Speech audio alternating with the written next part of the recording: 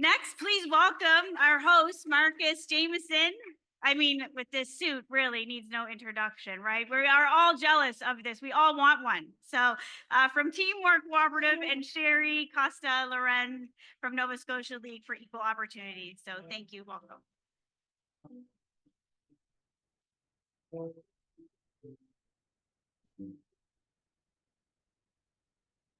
Thank you, Angela. I've heard a lot about this suit. If I ever want to make myself feel better any given day, I'm just going to throw this on with a bow tie and just walk around the streets. I've gotten so many comments, but I think at some point, though, if you want a picture, I might charge you a couple bucks or something. Good morning, everybody. It's an absolute pleasure to welcome you all here to the inaugural Ability to Rise. And that includes everyone that's joining us online. I think we have close to 150 people from across the country. So that's cool too. It's almost a national conference in a way. I'm Marcus Jamieson, the Executive Director for Teamwork Cooperative Nova Scotia Works. We are an employment center that prepares job seekers for their journey to employment and help employers understand the value of hiring for diversity, equity, inclusion, belonging, and accessibility.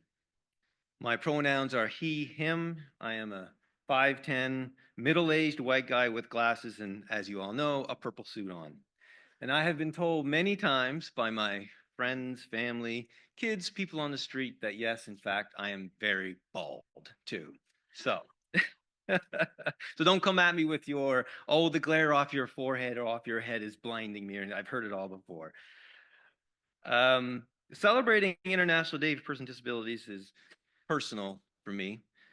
Disability touches most of us, and it's true for my family. And I'm going to talk a little bit more about that in a second. But now I'd like to just to start off by thanking our main partners, Nova Scotia League of Equal Opportunities, NSLEO, and the Accessibility Directorate.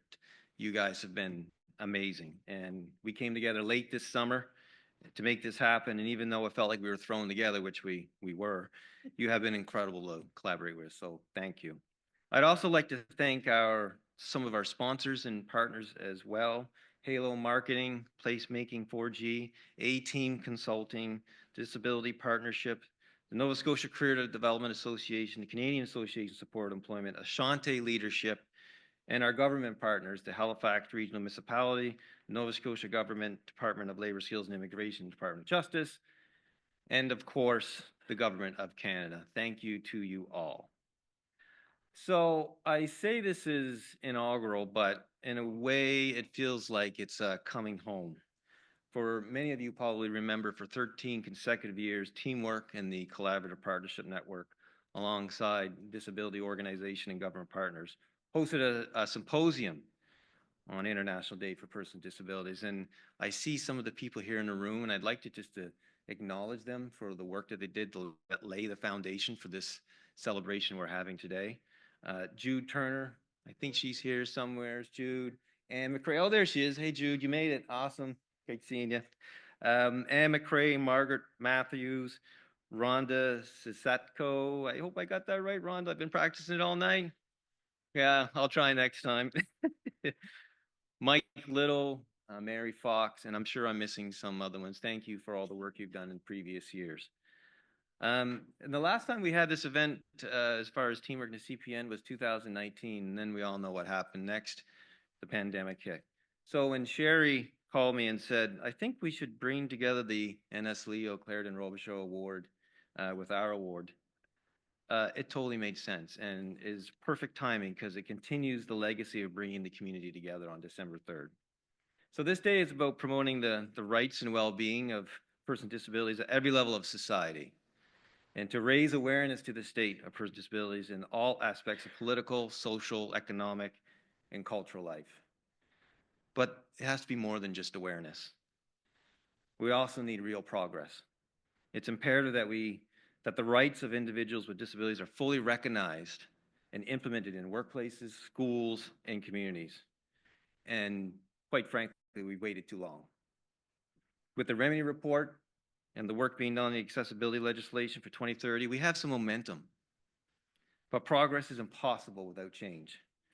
So we all need to be agents of change and take meaningful actions to create accessible spaces, to raise the voices of persons with disabilities, to ensure that there's a seat at the table and they're involved in decision-making. So part of this event is to recognize and acknowledge the incredible contributions from the community, to learn about neurodiversity in the workplace a little bit later and hear about some important programs. But it's also a calling in. It's wonderful to see so many familiar faces, but I also think is really cool is that we have a lot of new people in this space as well. And we need you all, every single one of you, to be part of this movement of progress and change. And please know that every one of you are valued and belongs here. Regardless of your reasons for being here or your level of understanding, we appreciate your presence with us today. So as I said in the beginning, I'm going to share something a little bit personal. I have 3 beautiful sons, Rome, Leaf, and Oak. Rome's my oldest at 17. He's the one with long hair, and I've asked him to cut it, but he said, Dad, that's part of my identity. So he won't cut it. It's like being bald is part of mine, I guess. Oak is my youngest, and they are both diagnosed with ADHD and learning disabilities. Oak loves movies, playing jokes on his brothers, video games, and he's got an incredible imagination. But what most don't know is that he struggles mightily at school. Math, English, and most subjects are hard for him. Academic learning does not come easy at all. And to be honest, in class, he really has very little idea of what's going on half the time. He's not the most athletic kid in the world, so sports and activities don't come natural to him either. While he used to excel in social situations, he now feels isolated and marginalized, struggling to find his place in the world. And I think that's a horrible thing. When you don't feel you belong, you become withdrawn, depressed, your self-worth starts to suffer. And for Oak, this is true. He uses words like dumb and stupid to describe himself. Very similar defeating words that I've heard come from the many people we support at Teamwork. To feel included, Oak is constantly adjusting to try to fit in. It's heartbreaking to see him and the many of the adults we support at Teamwork struggle with acceptance, something I think a lot of people take for granted. But for our folks at Teamwork and the Oaks of the world, I believe that belonging is possible with a sense of inclusion, acceptance, and identity that allows all individuals to bring their authentic selves. And I want to say here to all of you, you are all perfect the way you are. So when I think about persons with disabilities, living in a world that is not built or designed for us, belonging is something that we all want in life. And I hope that this space today, with all of us, provides that everyone feels like they are included, accepted, and loved. So today and every day, remember, be you, be here, be you, belong. Thanks, everyone. Let's have a great day.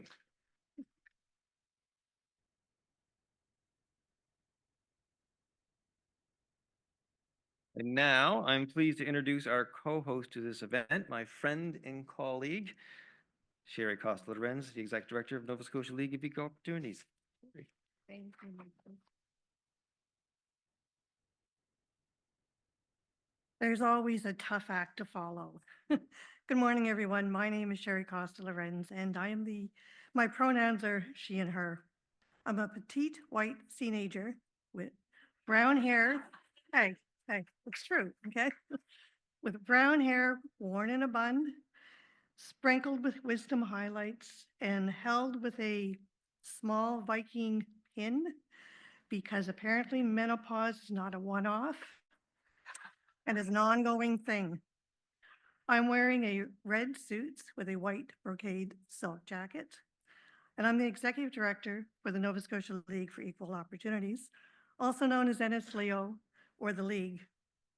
We are an equity and inclusive organization, a nonprofit that's led by persons with disabilities, championing first voice across all sectors, using a disability lens and an approach that addresses the systemic challenges that impact persons with disabilities.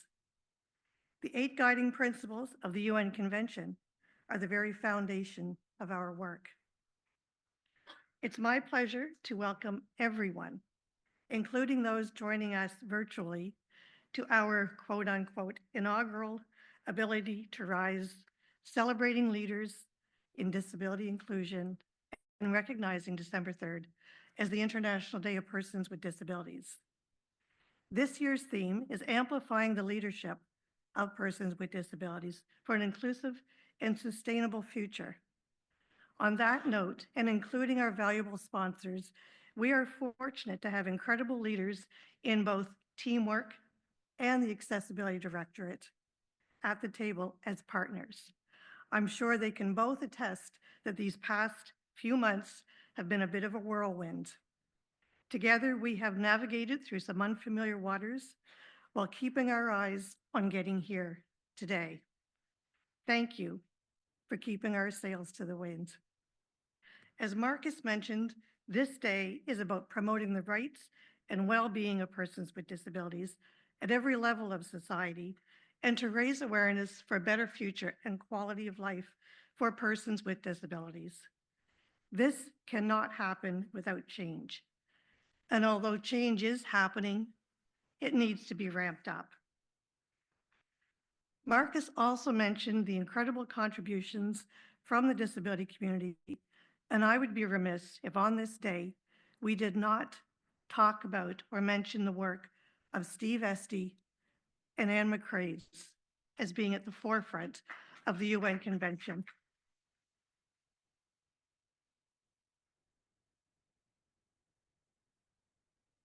They were both instrumental in galvanizing the community in bringing the UN Convention to Canada and ensuring that Nova Scotia fully understood its impact.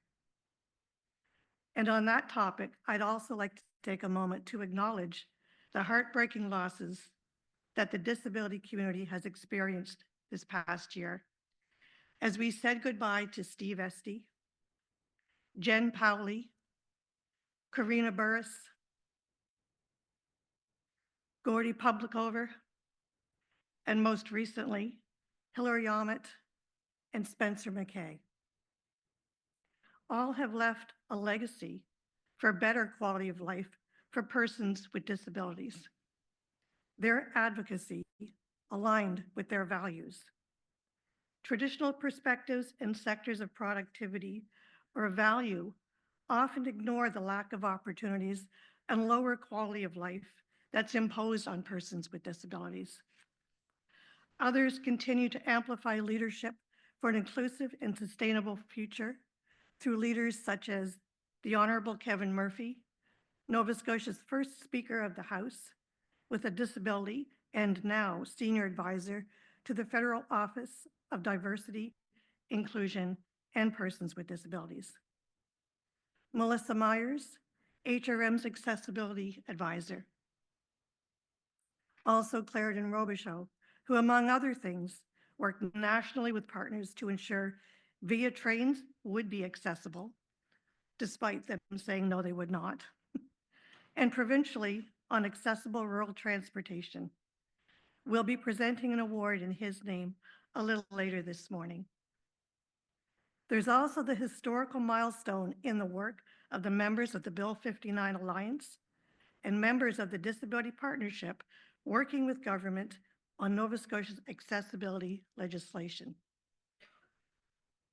as well as Vicki Levesque, Lita Jarvis, both spokespersons for the Disability Rights Coalition that formed and eventually won a human rights claim to end the systemic discrimination of persons with disabilities in their access to social assistance, including supports and services to live in community. There are many, many more unsung heroes in this room and beyond. Far too many to mention in the short time that I have now, and some of you will be very happy to learn that I am limited in my time here. They are all catalysts to change and demonstrated true leadership. As mentioned earlier, we want you to enjoy this day and all this day has to offer, but we also want you to be catalysts to leadership and to take the reins, to understand that leadership is about people. It's not about organizations or titles or numbers. It's about inspiring others to a common goal. It's about leading with integrity, fostering collaboration and innovation, and bringing out the best in others. And sometimes it means standing alone. It's about creating an inclusive and accessible environment where everyone feels safe. Knowing their uniqueness is their strength. And with that understanding and acceptance, there's a comfortable sense of belonging because of your presence. And that impact lasts long after you're gone. Speaking of impact, before I relinquish the mic, I'd like to give a huge shout out to the team who put this amazing day together.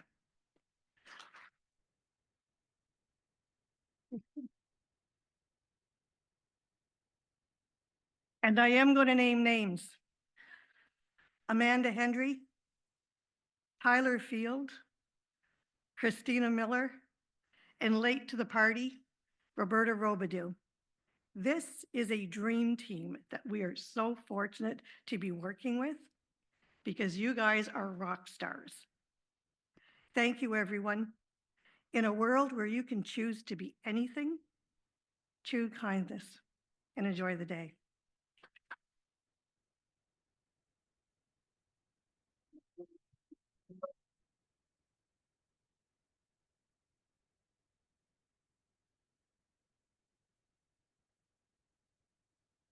Going through my notes here. Gonna find them in one moment. Before we do look for them, I'd want to say, Marcus, I won't pay for a picture, but I'll borrow the suit. And really just want to say thank you. You mentioned about being agents of change and belonging and being perfect as you are. And, Suzanne, you spoke about leadership and it not being about the people, but the organization. And so no better time than to welcome